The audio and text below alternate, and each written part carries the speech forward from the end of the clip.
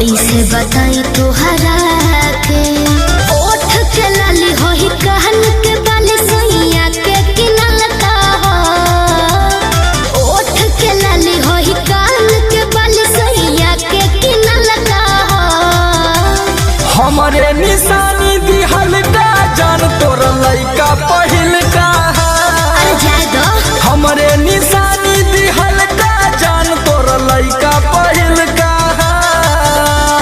अच्छा अरे तनी दिमाग पे जोर डाला। Music by Arya Sharma.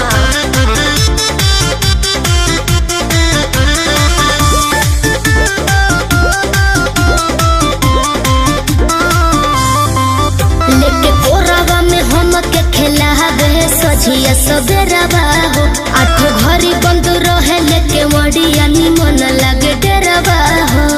मेरे हस्बैंड मुझे बहुत प्यार करते हैं।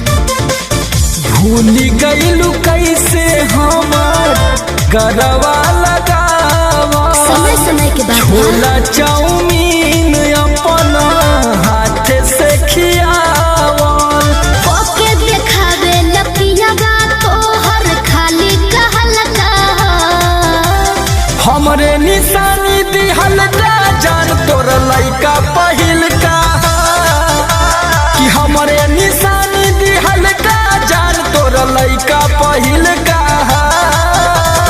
धर्म में मत रह कुछ तो शर्म करा।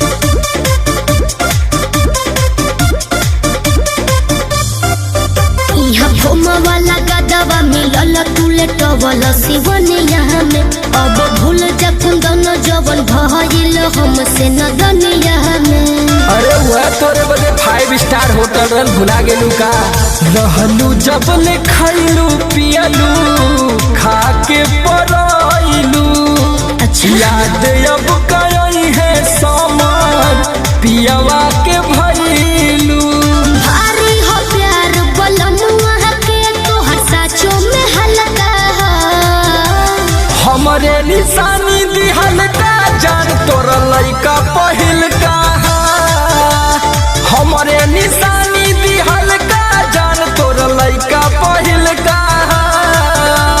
तो का हल्ला करता ब्रांड चेंज मत करा। हमरे निशानी